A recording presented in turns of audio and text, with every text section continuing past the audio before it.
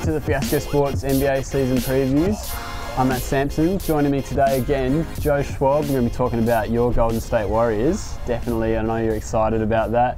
Quickly before we get started, I want to say shout out to Sporties at the Arkabar for having us in to film these videos. Really appreciate the time they've given us and all the work that they've done to help us get organised. So check out the info in the description.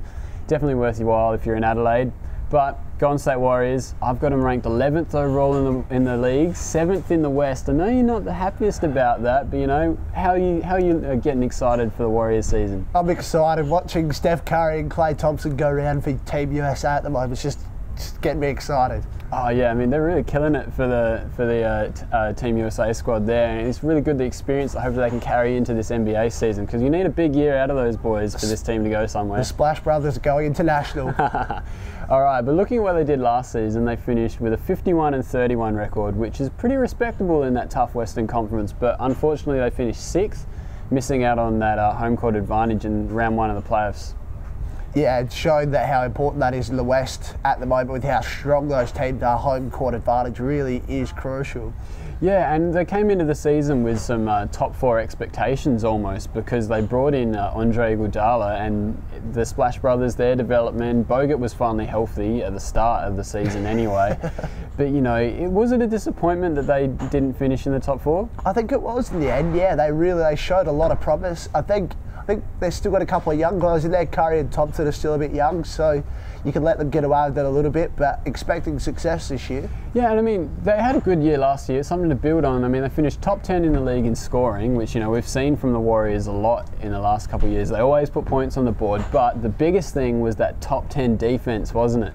Something we're not used to seeing in Golden State. Yeah, and it made such a difference for them. Like, it really did help them get a 51-win season. Defense is just such an important part. And you look at teams like, say, the Trailblazers, who are awesome on offense but can't play defense. If the Warriors can keep developing that defense, then that'll hopefully be the key to take him into the top 4 in the West. Yeah, and we touched on it when we talked about the Trailblazers, didn't we? That, you know, you can light it up as much as you like, but if you can't stop the other team from lighting you up on the other end, it's going to be tough for you to win, especially in that playoff atmosphere where everything's intensified, everything's really comes down to play-by-play. But their strength was obviously that improvement on defense, but the weakness was probably Andrew Bogut's ribs at the end of the season, wasn't it? Yeah, definitely. The guy, he's just had no luck with injuries. It's been so heart-wrenching to watch. He was a #1 draft pick, just awesome, and then just been killed by injuries. Hopefully he can get fit this year and stay fit. Well, I mean, it really meant they had to rely on Jermaine O'Neal and Maurice Spates in the playoffs as well, which, you know, they're good in spot minutes, but, you know, going up against that Clippers front line as well is tough task. Yeah, Bogut's, just his presence on defense can make such a difference. He might not be the best one-on-one defender, but just his physicality and his aggression when you come up against a team like the Clippers is what you need. Yeah, exactly. So, you know, having him back this season hopefully will be really good. But other guys they've brought in this year, they've brought in Sean Livingston, which is a pick that I'm really interested to see, because obviously we know he came into the league with such big hype around him, and then he got injured and that horrible knee injury he had. But he had a really good year with the Nets last season, and it's really good to see him finally get paid, isn't it? Yeah, definitely.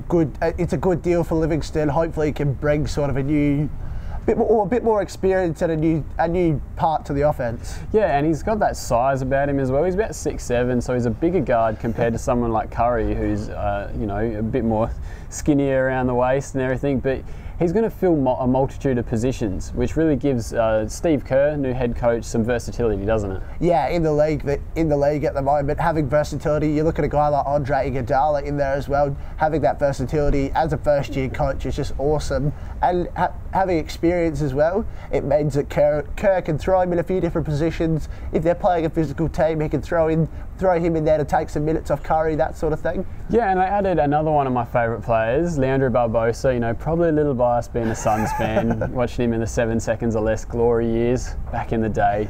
But him, Brandon Rush, they're a couple shooters that can replace. They lost Steve Blake, but you know, they've added a whole bunch more guards in that can really fill that position, and they definitely haven't gotten any weaker than last season, have they? Definitely not. They only lost. Steve Blake was probably the major loss, and they've picked up 3 or 4 good shooters, good backcourt help. So definitely they've done well this off-season. Speaking of shooters, even Steve Kerr as the head coach, we could put him in for a couple of spot minutes. Player coach, just sit in the corner. He probably could jump in there, I reckon. What do you think the shooting shootouts at training are going to be like with Steve Kerr. Oh, imagine the competitions. He's just going to be like, boys, I was better than you ever were. Let's go. They're probably going to have one at the end of every single training, and it's just going to drag on for hours and hours with how competitive they all are. Well, I know that they used to do shooting competitions with Mark Jackson last season. I think Mark Jackson won a few, so I don't know if Steph Curry will be actually up for it. If you lose two of your head coaches and you're supposed to be the best three-point shooter in the league. Probably doesn't look good on your resume. No, but you know, we can't really heap on Curry that much as being a bad shooter because he's definitely not easy. Oh, he's one of the purest shooters in the game, just how easy he knocks down shots. You give him just the smallest bit of room, he just finds a way to get a shot off, and more often than not, he hits them. Yeah, I mean, the other thing that he's really added to his game last season was the ability to run an offense and become a distributor, isn't it? Which has really opened up just the whole way that the offense moves around him because they can't just hone in on closing out on that shot. Yeah, if he wants to play as a point guard in the biggest league in the world, he really needs to keep developing that part of his game. And like we've said before, it opens up a lot more of the offense for a guy like Klay Thompson. If everyone's going to get sucked into Curry, if he can drive to the paint, kick it out to Thompson, Iguodala, those sorts, then it really will give them a lot of shooting opportunities.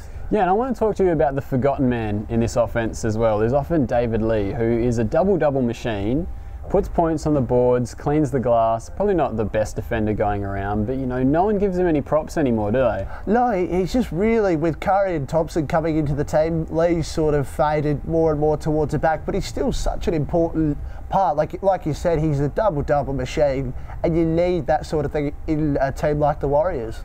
Yeah, I mean, he's definitely a guy that I don't think will be there in the long term. They're probably going to move him on, especially when they're going to need to pay some other guys coming up with some contract extensions. But for now, having that consistent front court scorer along someone like Bogut, who's so defensive minded, really just gives them more options. There's lots of options on this team to score, isn't there? Yeah, definitely. Like you said, with Bogut sort of struggling with injuries, having Lee there scoring, they don't always need that. Well, they've had to run a few guys through that centre spot, so they don't always need them to be scoring points when they come in. They've got guys like Lee, Thompson, Curry, Iguodala. Yeah, well, it's sort of, they've got that yin and yang offense to defense, don't they? They've got Bogut, who's the defensive stopper in the post, then you've got Lee, who can score, and then you've got Iguodala on the perimeter defending the best players, and then you've got the shooters on the other side that can really punish you on the other end of the court. So the Warriors are a lot more of a rounded team than a lot of people give them credit for, I think. Yeah, they've got a really good balance in there. Full credit to the front office. They've done well with the pieces that they've brought in over the last couple of years. Now I want to talk about someone probably a little bit out of left field when I'm talking about the most important player for the Warriors, but I think moving forward the most critical decision the Warriors are going to face is with Klay Thompson coming forward, because they had that Kevin Love deal on the table, didn't they? You know, give us Klay Thompson, David Lee, we'll give you Kevin Love, and they said no because of Klay Thompson. Yeah, I think they must hold him in high regard, the Warriors organisation. With a guy like Kevin Love on the end of a possible trade, to say no to that, it almost puts a lot of pressure on Thompson now, because they turned down Kevin Love. He's in Thompson's in a contract year now, so he's going to need to perform. Well, that's it. I think Thompson's going to be putting pressure on the Warriors come the end of the season, just saying like, look, pay me, give me money. I'm an important part of the offense. We hit 223 threes last season, second in the league, only to a guy called Steph Curry, 18 points a game. He doesn't do much else though, is what I'm worried about. He's not a great rebounder, he's not an exceptional passer, but he's probably going to want that max money. Yeah, but I think you look at it, the guys who do get max money these days, in most cases, they're the superstar sorts of players, and Thompson still, he's not quite there yet. He needs to take that next step in a couple of areas of his game, especially the defensive side of the ball. If he can make a bit more of an impact on defense, then yeah, he could very well be worth the max deal come the end of the season. Yeah, well, he is a pretty respectable defender as well. I mean, he doesn't set the league on fire, but you know, he's a really versatile one-on-one defender, and he can stay in front of a lot of guys. So that will help his cause. But I think the Warriors are going to want to see an all-star season out of him before they start throwing max money at him. But then on the flip side, I think Curry's just going to want to see max money no matter what. So it's going to be a tough call. I think he's going to be really key to moving forward. Maybe not this season, obviously he's a big part, but it's going to be a big decision down the road. But before I get too serious and start talking about salary caps and 4-year plans and things like that, I want to jump into the Believe the Hypothetical section. Big shout out to Tom Reed, Benjamin Cadane, the guys at the Believe the Hype podcast for sending in these questions and predictions for us. We really appreciate it. Check out all their social media stuff on the screen at the moment and give the podcast a listen. I really encourage you. I love it. I listen to it at work. try and pass the hours. But this one, Joe, what do you reckon? The Jermaine O'Neal, if he resigns, as of recording, he's still a free agent, but we'll assume he's on the roster. The Jermaine O'Neal, David Lee, Andre Iguodala, Leandro Barbosa and Sean Livingston shout out to 2006 lineup is going to be awesome. Jeez, there's a few reputations and stories in there, isn't there? That is pretty good to have them all in one team. Yeah, for sure. I mean, this team could have been a real contender back in the mid-2000s. Jermaine O'Neal, he's multiple All-Star. Andre Iguodala got robbed in that dunk contest in, I think it was 2006 as well, going up against Nate Robinson. That one he threw, it was off the backboard. He caught it, went under, and he should have won that one. He was a budding star. Leandro Barbosa, the Brazilian blur, 7 seconds or less, was a key part of that Suns team. And Sean Livingston, who came into the league with expectations as big as his afro on draft night. So, yeah, these guys could have been a contender back in the day, couldn't they? Yeah, imagine the stories they're going to be telling in the locker rooms of, if we had this group 10 years ago, 6, 7 years ago, that sort of thing, we would have been around the mark. Yeah, I mean, I even forgot to mention David Lee there, who was a budding star for the Knicks. It's a real eclectic bunch of players, isn't it? Like, there's a bit of mismatches. You got the hard nut in Jermaine O'Neal, and then, you know, some, we'll just say weird players. There's sizes, there's experience in there. There is a very good mixture.